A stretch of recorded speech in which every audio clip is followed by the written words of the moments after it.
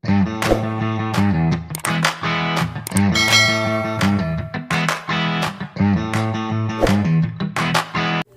guys, this video naman is about sa electronic configuration.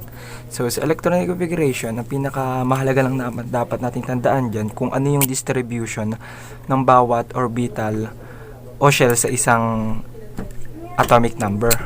So para nating mas maintindihan, sa electronic configuration, binubuo to ng shell.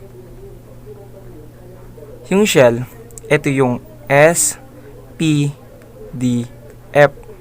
So, ano tong SPDF? Itong SPDF na to, ito yung mga orbital sa bawat atomic number. Tas, itong shell, is itong lahat na to, itong apat na yan, siya yung shell. Ngayon, kapag itong shell na to, hinati natin sa apat, o tigi-isa, tawag dito yung subshell. So, ano yung subshell? Yung subshell, siya yung S, siya yung P, siya yung D, siya yung F. So, itong lahat na to, tawag dyan, shell. Tapos, itong S, isang S na to, isang P na to, isang D na to, tawag dyan, subshell. Sa bawat subshell na yan, sa bawat subshell, binubuo yan ang tinatawag nating orbital. Orbital. So, ano yung orbital?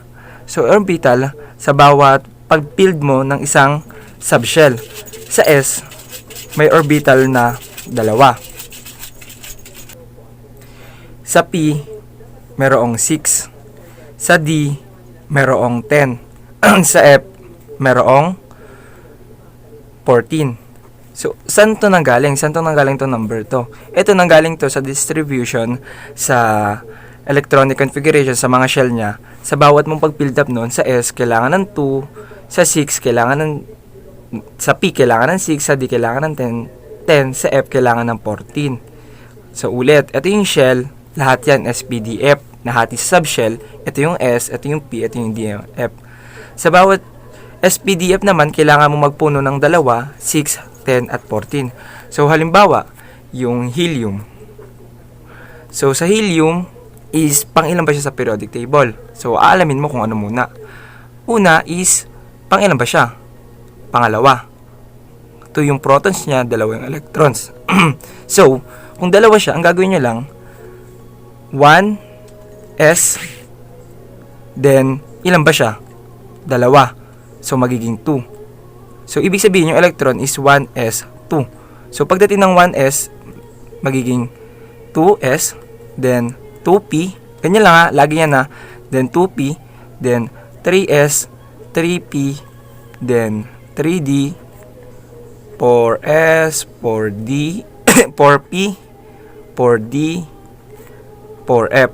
So, ganyan lang yung gagawin yung distribution. So, paano yan? So, for example, yung neon. So, pang ilan ba yung neon? Pang 10. So, sabi daw, yung S daw is 2. Yung P daw, 6. Yung 10, yung 10, yung D, 10. Yung F, 14. So, sa bawat neon, syempre, kailangan mo muna mag-build up ng S muna, syempre. So, kung neon ang hinahanap, ang gagawin mo lang, is hanapin mo yung kanyang orbital. So, pang ilan ba yung neon? Pang 10. So, 1s. So, sa S, ilan? Meron 2. So, pagkatapos mo mag-S, punta ka na dito. Sa 2 naman. Ilan ba meron sa 2? Sa S, 2 ulit. E di meron ka ng 4. E di S is equal to 4. 2. Then, 2 plus 2, 4. Ayun, pagdating mo dito ka naman, paganto. Ibig sabihin, yung distribution niya, 1s paganto, then 2s paganto, then 2p paganto. So, pagdating mo sa 2p, pang ilan ba yun na yun? Pang 10 sa periodic table. Dito yung makikita sa periodic table. 10 siya, pang 10 siya na element. So, yung 2p, magiging p is equal to 6. So, magiging 6 siya. So, 2 plus 2, 4. Plus 6, 10. E di, ang ilalagay mo na is 1s2, 2s2, then 2p6. So, pag ayan na yung nangyari, ito na yung kanyang electronic configuration. E di 1s2, 2s2, 2p6. So, halimbawa, silicon. So, silicon. Sodium, magnesium, aluminum, silicon, pang 14 siya. So, ipag-add-add lang natin siya. So, kung napapansin nyo dito, kung ang neon daw is pang 10, so 2 plus 2 plus 2, 6, 10, pang 10 kasi yung neon, is kapag nagyari is noble gases, pwede nyo na lang lagyan ng ganito, Ne. So, ibig sabihin yan, bawat noble gases, nag-i-indicate yan na 10 siya, pang 10 siya. So, ibig sabihin, kung 2p6, ang susunod na is hinahanap silicon. So, ilan yung silicon? So, silicon, then, pang 14 siya. Kung tapos na dito sa 6, magiging sa 3 naman siya. So, magiging 1s2, 2s2, 2p6. Ilan ba yung sa s? Dalawa lang, di ba? So, magiging 3s2 na siya. Kasi nandito na siya. So, pagkatapos mo siya dito ka naman sa 3. Pagdating mo dito sa 3, ilan na lang ba yung kulang? 2 plus 2, 4, plus 6, 10, plus 2, 12. So, ilan pa kailangan ng P para mapuno mo yung 14? So, dalawa. So, ang mangyayari, magiging 3P2. Bakit 3P2, hindi 3P6? Kasi nga, para maging 14, para masunod mo yung kanyang orbital. So, ibig sabihin, yung silicon daw, ang kanya is 3s2, 3p2. Neon, 3s2, 3p2. Or, depende sa teacher kung anong ilalagay, is 1s2, 2s2, 2p6, then 3s2, then 3p2. So, ayun yung kanyang magiging distribution ng electronic configuration ng silicon. So, ano naman ba yung OBA principle sa sinasabi ni OBA principle? Sino ba si OBA? Sabi ni OBA, magsisimula ka sa pinakamababang energy level papunta sa pinakamataas na energy level. So, kumbaga sa distribution natin, ano ba yung pinakamababa? Siyempre, yung pinakamababa, 2. So, sa s orbital. So, sa s orbital, syempre, meron ditong, ayan, di ba? 1 muna, then 2, then 1s, 2s, pagiging 2p. So, sa OBA principle, ang sinabi lang naman doon is, for example, 1s. Ang kailangan mo punuin is, ilan ba meron sa 1s? Dalawa. So, isang pataas, then isang pababa. Isang arrow up, isang arrow down. E di dalawa siya. Kaya nagkaroon ng 2. Doon ang galing yon. So, ano tong 2 sa up na yan? Pag naka-up, ibig sabihin, positive 1/2. So, arrow up is equal to positive 1/2. And, yung arrow down naman is negative 1/2.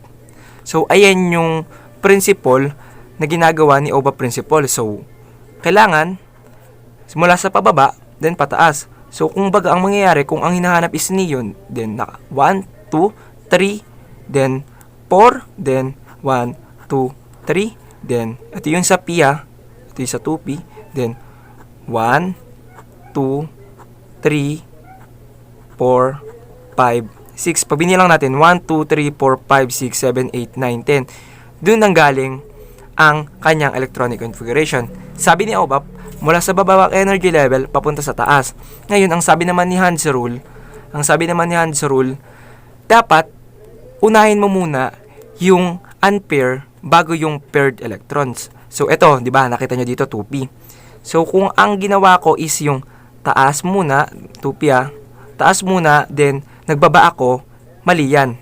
Hindi dapat ganyan. Ang sabi ni Hans rule, dapat, ang distribution niya is, pag nag-build up ka sa taas, dapat sa susunod muna, up then up again, then pag napuno mo na yung unpair muna, then ipipaired mo na siya. So, magiging down, down, down, down.